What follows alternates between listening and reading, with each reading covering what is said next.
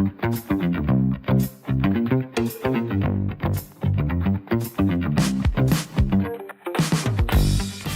everyone, I'm your host Neha and you're tuned into Durian Dreaming, the show that brings you extraordinary stories from seemingly ordinary experiences in Indonesia's fast-paced market. Let's dive into today's conversation with another inspiring guest. Hi everyone, welcome back to another new exciting episode of Durian Dreaming. Today we have with us someone who's a veteran in the recruiting world, Johannes Vardhana, better known as Joe. He spent close to 3 decades in human capital, more than 2 decades with Egon Zehnder.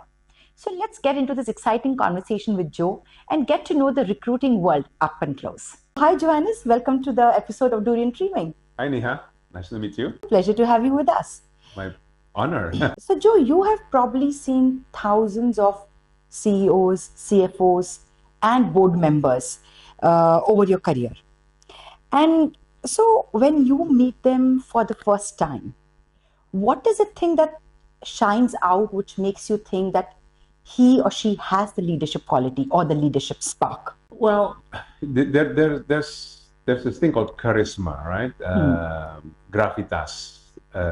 Typically, not everybody people has it, but you know, there are leaders who also don't have that gravitas. So there are also different kind of gravitas. So that is probably one of the obvious things when you meet someone, right? You can just feel something about it. Typically, in my case, I would know who I am going to meet. So I probably already know the background and things like that. So I have some idea of the seniority, of how good this person is. Yeah. So suppose you have 2 CVs, just taking a hypothetical situation, 2 potential CEOs. What are the other qualities beyond just the resume which you think stands out, which makes you think this person has the potential? Well, okay. When you talk about potential, right? Okay. Now, it's good to define what you mean by potential, right? So I usually see 3 things, right? The level of ambition, the ability to learn, and level of curiosity. And how do you know is simply by what kind of questions would the person asks, okay? Because that shows that the person thinks ahead, that the person is curious and wants. There are things that he doesn't know that he wants to understand. So that is one measure also how I would know how good someone is. What is their potential? Is by the questions they ask me back in a way. Yeah, absolutely. That brings me to my another question. A lot of people rise very quickly or early in their careers. Yeah. But some of them hit a snag or hit the wall and they stop growing. So from what you have seen, what separates the one who rises early in their career from the ones who plateau out? So is it their mindset? Is it their luck? Or is it just something else? You know, we all need luck, of course, throughout our careers. Yeah. But I think I always like to take a long-term view. Yeah. In the way that some people can rise. You have to understand why someone rise quickly to the top. You know, could be that they're really, really good or they're really a genius, but most probably, there are luck involved. So when I look at someone, I typically would want to use a longer time period to see consistency of how the person actually has done in his career. It's not always straight up. It comes ups and downs in their career. What's important and is to fail is okay, you know, as long as you learn, as long as you accept, you learn, and you move on. Okay, so this is where again someone's ability to learn, ability to accept that they made a mistake, and they know what to do to avoid that mistake in the future. You know, there's a joke in Indonesia that networking is everything. And I mean, half jokingly, people do say that it's about how many people you know and importantly, who you know. So, how much of career success is really about competence and how much is about who you know? Obviously, competence is everything, right? Okay. Indonesia is a social country, social society. It's good to know, but nothing can beat someone's track record, someone's competence. Competence as evidenced by a track record, not just by talk. Okay, that's why when I interview people, I always ask to the person what is their achievement, and then how did they do it. Okay, because in this world there are many people who are very articulate, and sometimes when somebody is too articulate, that's when I actually become a little bit more alert. Okay, and then listening more deeply on what they are actually saying. You know, some people who are articulate, they like to talk about motherhood and apple pie statements. Yeah. Okay, and you just have to be careful.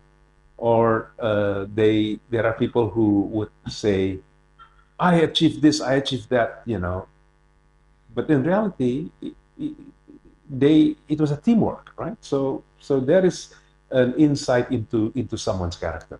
So it's important when I talk to people is to listen very carefully, make notes on how they tell their narrative. I mean, you want to have some confident people, but you also want to really listen carefully to what they're saying. I would say networking to me is kind of a way to get information. Competence is one's ability to do a job. Okay. Because, you know, especially in the Indonesian context, I've seen a lot of jobs don't even get advertised on LinkedIn. That's true.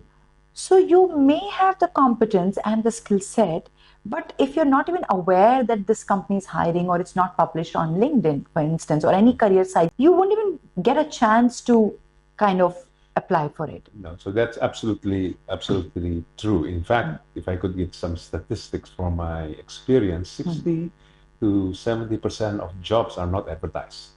Okay, so in the context of if you are looking for a job, then it's important that you have a network, right? But before that, you still have to have something that you can sell. What is it that you can do? What is your expertise area? Okay, but by the end of the day, it's still their competence in their daily job, their function, and their work, which would matter most. Okay, so for ambitious professionals, what's the biggest mistake people make in their 30s that kills their leadership potential? One of the probably lack of ambition could be one.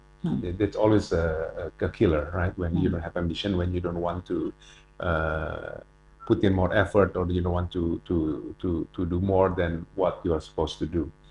The other side of lack of ambition is actually lack of self-awareness. Okay, some people believe that they are already there or they're so good that they don't need to learn. Joe, you have probably interviewed thousands of CEOs, CFOs, and board members. What's one trait that you can spot within 5 minutes that tells you whether someone has the leadership spark or is the leadership material or not? I cannot know in this 5 minutes or 10 minutes. Okay. Honestly. Okay. I may have good rapport with them in 10 minutes, half an hour, but still I may not know how good they are. Okay. To know how good they are, we do have to have a deep interview of the person. Okay. When I say deep interview, for instance, in Egon Zehnder, in my old company, we have what you call a management appraisal system, where we want to know how good the person is, and it's actually a 3-hour long interview. Very structured, asking specific questions, and trying to really uncover their achievements, their life achievements. And we're talking about how do you know of a say 20 or even 30-year professional, what are their biggest achievements, and then we then judge based on some competency. Is it how's their ability to think, ability to lead direction, ability to deliver results, ability to manage stakeholders. It's the whole complex leadership Okay. competence set. Okay, so I would only be able to tell someone it's really good or not if I know that the competence of the person. Okay, now let's look ahead, like how Indonesia is progressing. So, what are the most in demand leadership roles in Indonesia today? And which ones do you think will explode in say, next 5 to 10 years?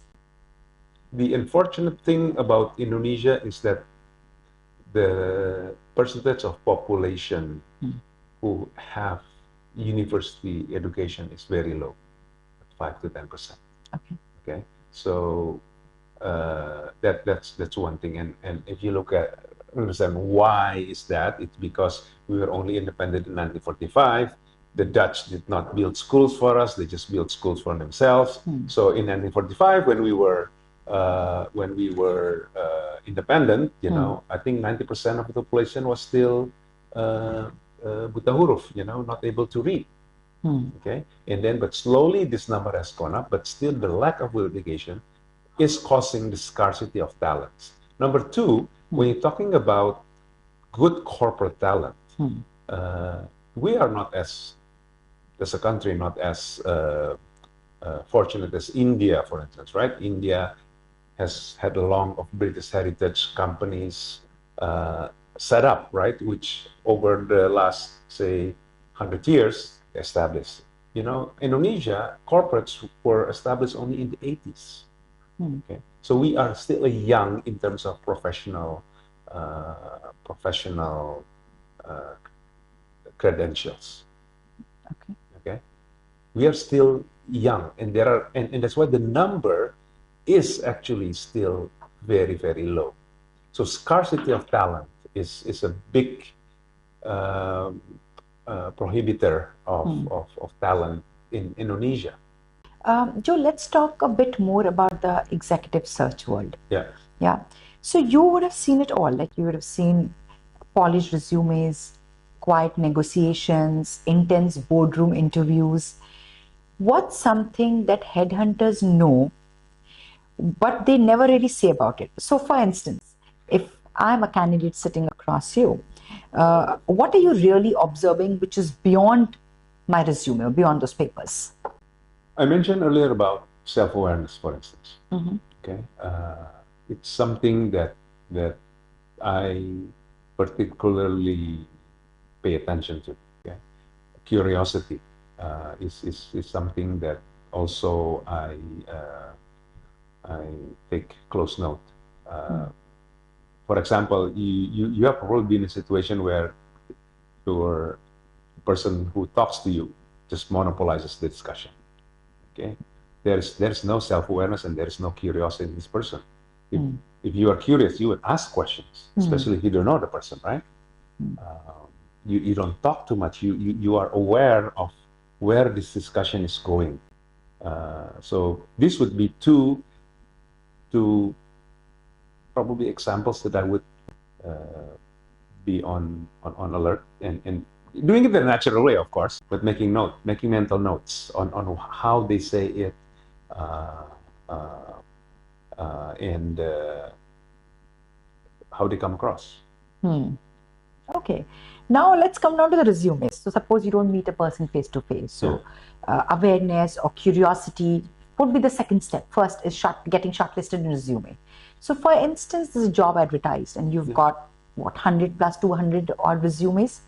So from that stack of those many resumes, what actually makes a resume stand out to someone like you? Problem number first is the institution where the person is. Okay. Okay. Name is important. Okay. But so this is a big plus. I have, and say somebody works with a multinational, the advantage of working in a multinational is that you learn a system, you go through a process, a structured process, because no one gets great immediately. I mean, say Unilever, right? Yeah, you can accuse that they are slow, but what a brand manager does in Unilever, they go to cycles, right? They go to cycles of up and down and up and down. It's not always up, okay? Yearly cycles is experiencing the ups and the down, gives a leader perspective, and this is where it also then makes them more self-aware. Then you look at what they have done, what they have achieved. Okay, so a lot of, if I could say, a lot of interviews are written wrongly because they are descriptive. Okay, they tell you about this is my responsibility, but they don't talk about their achievement. Good resumes should be achievement focused. Okay. I achieve this, okay, and be mindful that a good search consultant would probe. Okay, you claim that you achieved this. Yeah. How did you do it? Okay, so the how that you do it is very critical. Okay. Okay, and that's how I would assess whether someone is really good or not. Any story that you can share with us where you felt the recruitment went either a hit or it was a total bust? The worst thing that can happen, let me tell you from my perspective, the worst thing that can happen to a search consultant is that when somebody brings talent to a company, the talent leaves after 6 months or before a year. And this happens for many different reasons. This is a nightmare. Because why? For me, why it's a nightmare? Because client is very unhappy that the person I brought is not as described or promised or thought. Okay. Candidate also is mad at me because, hey, you told me the client is like this, but I know I'm out of a job. I left a good career. Okay. We also not happy because we have a guarantee of at least 1 year, to replace the person. So I have to do the job again. So this is the nightmare of a search consultant when you bring someone and the person just leaves before 1 year. So somewhere you mentioned about that how there's scarcity of resources in Indonesia. Yeah. When I say resources, I mean like the good leaders or Yeah. the good people, the talent. Yeah. Do you think that's changing? Are the local companies now nurturing or producing strong leaders as compared to the MNCs? Probably not as strong as MNCs in terms Okay. of talent development. Yeah. In terms of result, it's interesting that the few local Indonesian conglomerates are beating multinationals. The likes of Mayora, Wings are beating Unilever, for instance, beating Danone. A lot of some of the multinationals are under pressure. What causes this is many variables, but among others probably is price. Okay, because when the local companies has got lower price but equal quality, then people would gravitate. And in terms of the talent? Now, in terms of talent, to my knowledge, all the companies that I mentioned, for instance, are having professional in the company. Okay, still leader, family led. Okay, but what makes a difference between the family companies and multinationals, for instance, for one thing, is that in a local company, when the family's decision making is easier, more direct. In a multinational, sometimes there are many stakeholders that you need to satisfy, global, this and that, and decision making can be a little bit more slower, so to say. Yeah. But do they have as a sophisticated development program as the multinationals? Yeah. Probably not yet. Because recently we've seen a lot of family conglomerates or family-run businesses are hiring people from outside. Expatriates. And the expatriates. They're bringing CEOs from outside. So what makes it work or fail? there are when an outsider comes into a company, there are a few learning buckets, right? Company culture is one, leadership style is two, industry knowledge is another thing. Yeah, there are 3 or 4 of these aspects that is required.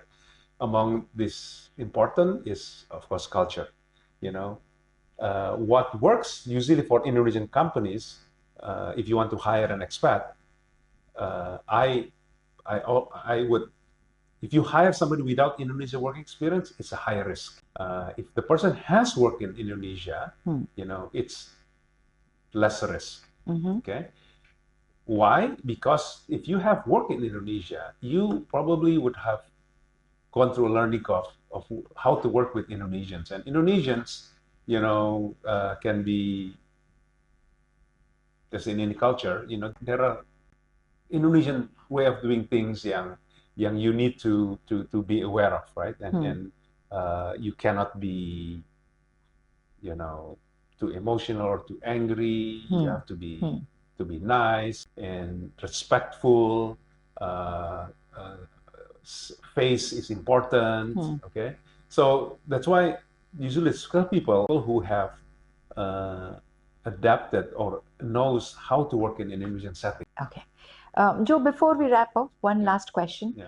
What one piece of advice would you give to young professionals in their 30s who are trying to make it to the top? I would say be curious, always. Okay. Develop one's self-awareness constantly and keep learning. All right. Great. Thank you so much, Joe. It was a pleasure to have you with us on Durian Dreaming. Thanks once again for your time. Thank you, Neha, for having me. And that's a wrap for this episode of Durian Dreaming. I hope today's discussion sparked some new ideas for you. Don't forget to subscribe, share your thoughts, and stay tuned for more exciting stories. Until next time, keep dreaming big.